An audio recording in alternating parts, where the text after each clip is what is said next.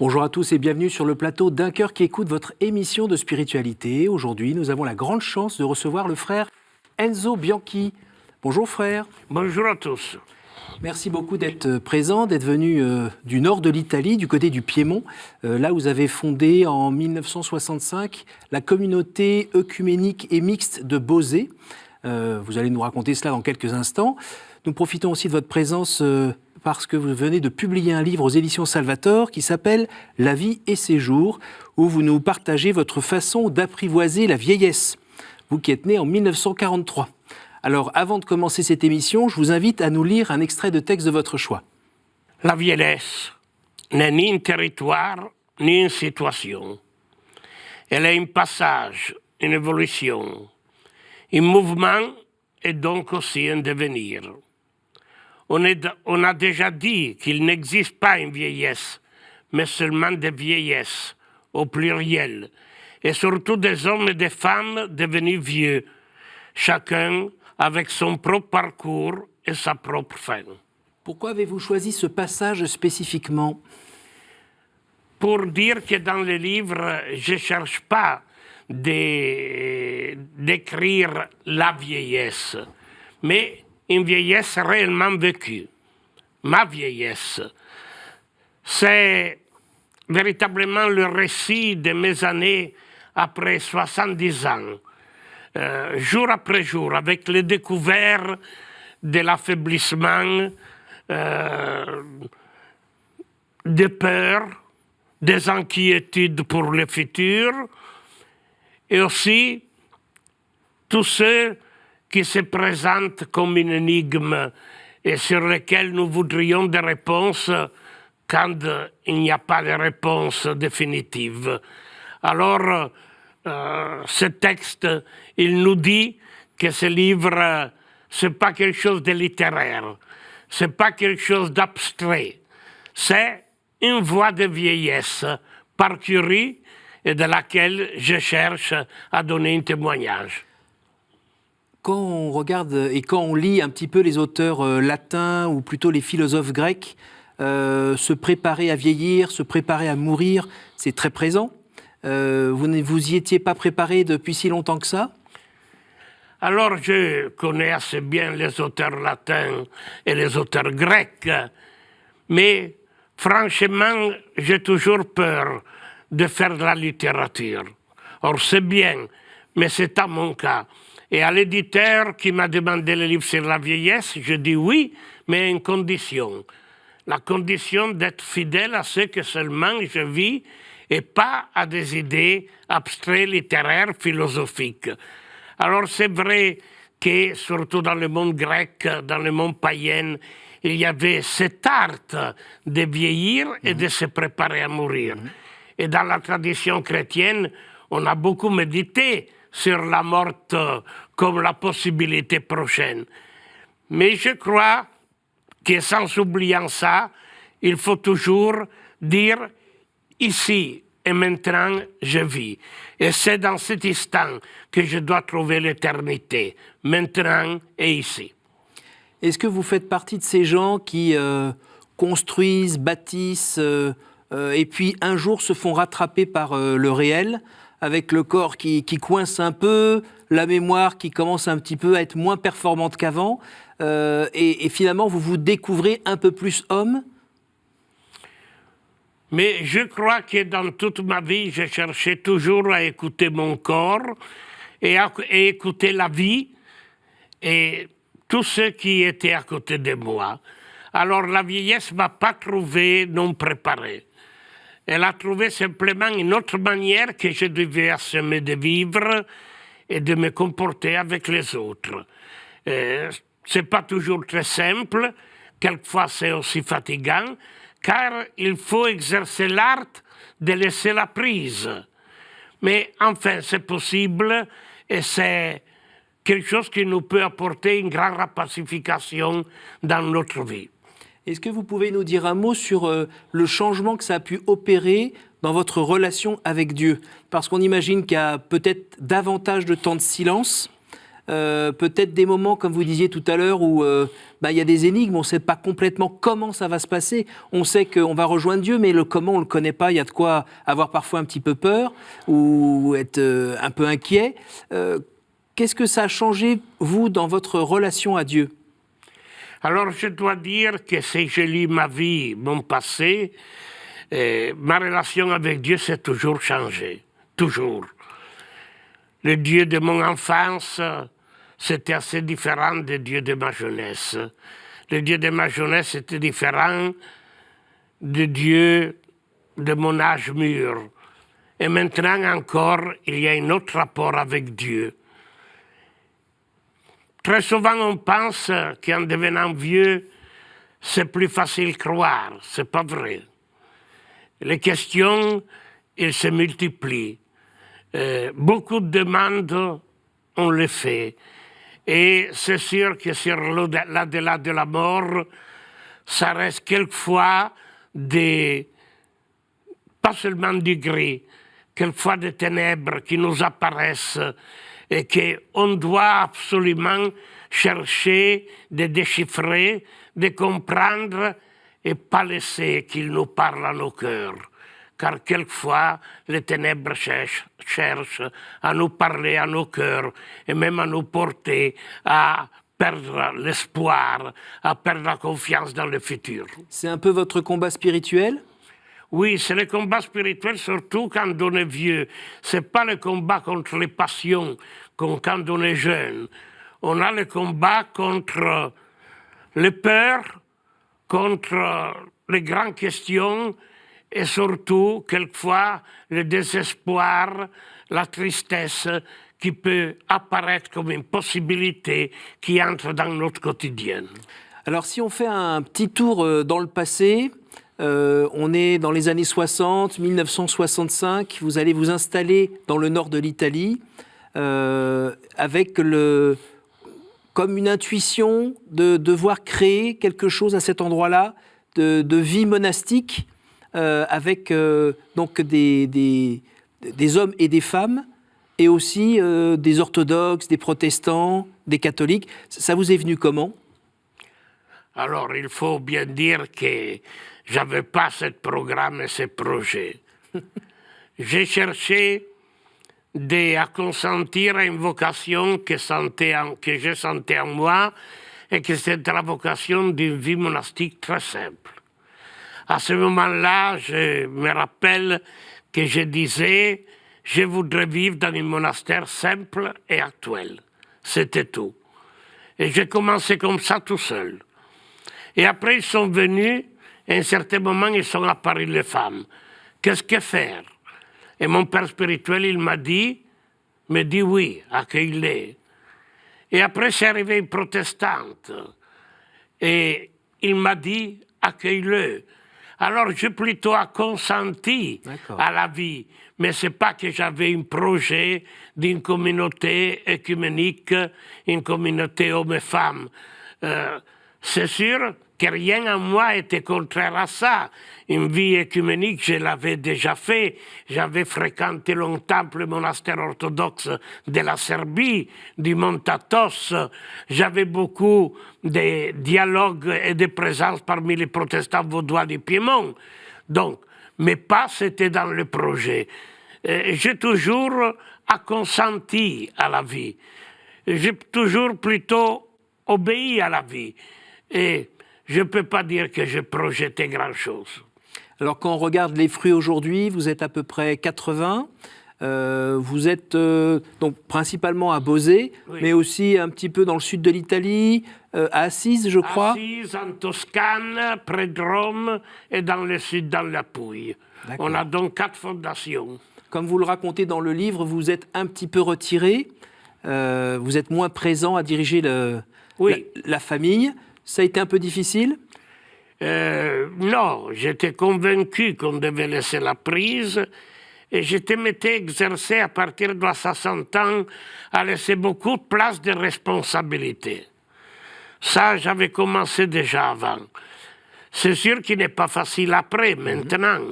Quelquefois, pas que j'ai une nostalgie d'avant, mais quand on se sent un peu laissé dans la solitude, ça c'est lourd à porter, même si on pouvait le prévoir.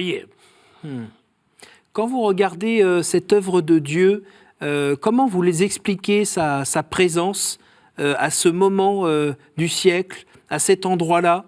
Est-ce que vous comprenez un peu le dessein de Dieu? C'est difficile, vous voyez, je suis d'origine paysan, un agriculteur, alors je n'ai pas de grandes validations de moi-même et je ne pense pas d'avoir Dieu à ma disposition. Alors plutôt de dire qui est l'œuvre de Dieu, on le verra dans le jour du jugement. J'ai cherché à faire quelque chose. Ce que j'ai fait, il a eu un certain accueil de la part de l'Église et de la part des hommes et des femmes d'aujourd'hui. Mais voir si c'est l'œuvre de Dieu seulement lui, pour la redire un jour. Frère Enzo, vous parlez, on voit que dans cette œuvre, il y a la volonté de vivre la radicalité de l'Évangile. Est-ce que vous pourriez me dire et nous dire l'Évangile, qu'est-ce que c'est pour vous? Pour moi, l'Évangile, c'est une bonne nouvelle. C'est vraiment la bonne nouvelle que l'homme a la capacité d'aimer et d'être aimé. Et cet amour, c'est Dieu. Et cet amour a été raconté par Jésus-Christ. Ça, c'est l'Évangile. Alors, je crois que c'est très important que dans une vie comme la nôtre, mais comme dans une vie de famille et comme la vie que font les autres hommes et femmes dans la société, qu'il y a cet effort radical d'aimer et d'accepter l'amour, qui n'est pas toujours facile. Rien d'autre. Après, c'est la créativité de l'amour qui nous donne et qui nous pousse sur des voies. Mais la réalité plus profonde de l'Évangile, c'est cet amour. Et je crois que maintenant, vieux, avec toute une expérience, je vois combien de fois on n'est pas à l'auteur de l'amour. Nous avons beaucoup de dettes envers les autres, mais une dette qui est toujours là, c'est que nous n'avons pas aimé assez. Oui, c'est grave ce que vous dites. Oui, mais je trouve que nous tentons de vivre l'Évangile, mais nous ne réussissons pas à vivre l'Évangile, car c'est véritablement une radicalité de l'amour qui nous demanderait très souvent que nous sommes simplement capables de donner la vie pour les autres. Mais alors, vous, frère, qui avez passé tant d'années, qui passez encore beaucoup de temps à vivre de cet évangile toute la journée, vous avez donné votre vie au Seigneur pour vivre comme un moine. Si vous êtes en train de me dire que on n'arrive pas beaucoup à aimer, moi, j'en suis où? Je ne crois pas. Je vous dis mon expérience. Si on me demande qui sont les saints que j'ai connus dans ma vie, ce n'étaient pas des hommes religieux, ce n'étaient pas des moines, ce n'étaient pas ni des prêtres ni des évêques. Mais j'ai connu des hommes et des femmes très simples, qui ont vécu leur vie de fidélité, qui ont fait tout ce qu'ils pouvaient faire pour leur famille et leurs filles, qui ont travaillé pour ce qu'il était possible pour la justice et pour avoir de bons rapports avec les autres. Et toujours, ils ont cherché à écouter les besoins des autres. Voilà, ça, ils sont les saints, les grands maîtres que j'ai connus, et je vous assure qu'ils sont anonymes, ils ne sont pas connus, mais là, je vis vraiment l'évangile concret, réel, ce que je ne vois pas très souvent, ni dans les monastères, ni dans l'église, même pas dans ma vie. Alors, une grande partie de votre vie a été consacrée et est encore consacrée à la liturgie des heures, à la lecture de l'Évangile, à la lecture de la Bible. Il y a encore des choses à découvrir pour vous? Vous savez qu'est-ce qu'il disait, un grand moine? Il disait, quand je pense à toute ma vie passée, et je pense à toutes les heures d'office, de liturgie, d'Eucharistie faite, je vois des montagnes de sable. Rien d'autre que des montagnes de sable. Mais dans ces montagnes de sable, on a des pépites d'or, qui sont la charité, l'amour. Ça, on trouve, pas les montagnes de sable de la liturgie. Est-ce que vous pourriez nous dire aujourd'hui qui est Jésus pour vous? Le problème, c'est le reconnaître. Car très souvent, nous passons à côté de Jésus. Au mieux, Jésus nous passe à côté et nous ne le reconnaissons pas. Ça, c'est le vraiment problème. Mais je vous dois dire, quelquefois, quand je vais dans les prisons, ou quand je suis au milieu des migrants, ou quand que je rencontre des gyrovagues, j'ai l'impression que Jésus est là. Jésus est là, il passe, il frappe à la porte de nos maisons et de nos cœurs, et nous ne sommes pas capables de lui ouvrir.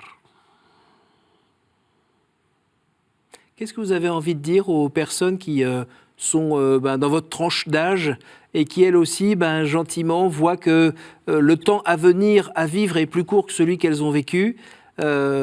C'est encore le temps de la conversion? Toute la vie, on doit se convertir. Mais j'ai aussi compris que c'est très difficile de se convertir. Nous sommes capables de nous convertir des péchés qui font du mal à notre santé et des péchés qui sont honteux, qui nous donnent la honte. Mais déjà, ça, vous dites qu'on peut y arriver, oui, avec l'aide de Dieu. Ah ça, oui. C'est pas que la volonté, c'est avec oui, l'aide de Dieu. Mais l'autre, c'est très difficile. C'est pour cela, dans la Bible, j'ai toujours aimé qu'est-ce qu'il disait le prophète Jérémie. Donne-nous le don de la conversion, Seigneur, et nous arriverons à nous convertir. Frère Enzo, est-ce que vous avez réussi à vous convertir? Qui peut dire? Qui peut dire? Même là, vous voyez, j'attends le jugement final du Seigneur. Un jugement dans la miséricorde, mais c'est un jugement qui nous dira tout ce que nous n'avons pas compris et pas connu de nous-mêmes dans toute notre vie. Est-ce qu'on peut dire que votre prière a changé par rapport à quand vous étiez plus jeune? Parce que là, à vous entendre, on sent qu'il n'y a pas de fioriture, il n'y a pas de décor, on est dans l'essentiel, oui, dans la simplicité, un peu dans la rudesse aussi. Oui, a changé beaucoup la prière. Si je pense à tout l'effort que j'ai fait pour la lectio divina, et comme je cherchais de répandre dans l'Église cette méthode, et aujourd'hui, quand je me trouve devant la Bible, très souvent, c'est un mot seul qui me suffit pour me parler. Mais très souvent aussi, il me suffit un arbre que je trouve dans le bois à côté de mon ermitage. On a amélioré, en tout cas, je crois, on a amélioré la capacité de l'écoute. On a perdu de l'écoute physique, mais l'écoute du cœur est devenue une écoute plus large, plus profonde. Et qui donne un peu la paix quand même? Oui, une certaine paix, mais qu'il faut toujours protéger. Car, je vous disais, les peurs de la vieillesse, et surtout le fait qu'on est très sensible, plus fragile à voir tout ce qui arrive comme mal, comme malheur dans la vie, nous inquiète. Alors, il faut avoir cette capacité de protéger la paix qui nous vient donner dans le cœur, protéger, la garder, résister à tout ce qui la menace. Et la Sainte Vierge est avec vous? Oui, une présence de la Vierge très forte dans ma vie, car peut-être pour différentes raisons. C'est sûr que je viens d'une époque du catholicisme dans laquelle la Vierge était très présente, les années 50. Oui. Et peut-être aussi que la perte de ma mère à 8 ans a donné pour moi une idée de maternité, une présence de la maternité de la Vierge qu'autrement je n'aurais pas compris. Et aujourd'hui, vous la voyez toujours comme une mère ou comme une sœur? Toujours comme une mère, c'est comme la terre pour moi. Et j'aime beaucoup dans les églises de campagne qu'au fond de l'église, très souvent, il y a cette Vierge avec le Christ mort sur ses bras. La Pietà. La pitié.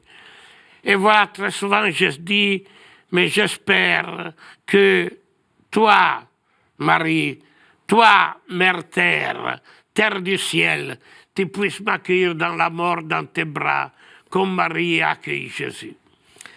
Alors nous arrivons à la fin de cette émission. Je vais vous poser les 3 questions que je pose à tous les invités. Quel conseil donneriez-vous à quelqu'un qui vous dirait « J'ai envie de rencontrer Dieu, par quoi dois-je commencer ?» Mais je dirais qu'il faut qu'il écoute la profondeur de son cœur. Dieu n'est pas là ou ici. Dieu, c'est aux profondeurs. Il a une voix très subtile, très faible avec laquelle il nous parle. Il faut nous exercer à écouter cette voix. Mais après, Dieu nous parlera. Il nous dira véritablement comme une source qui monte de notre profondeur, c'est que nous devons savoir de l'amour et de la vie. Car Dieu, il parle toujours de vie et d'amour, rien d'autre. Et là, nous pouvons aussi le reconnaître. Mais Dieu, il faut le rencontrer en soi-même en profondeur. Après, on arrivera même à rencontrer dans les autres et dans les voix des autres. Et même, comme dit Saint Paul dans la lettre aux Corinthiennes, il n'y a créature sans voix. Donc, toutes les créatures, ils ont une voix. Ça, c'est très important.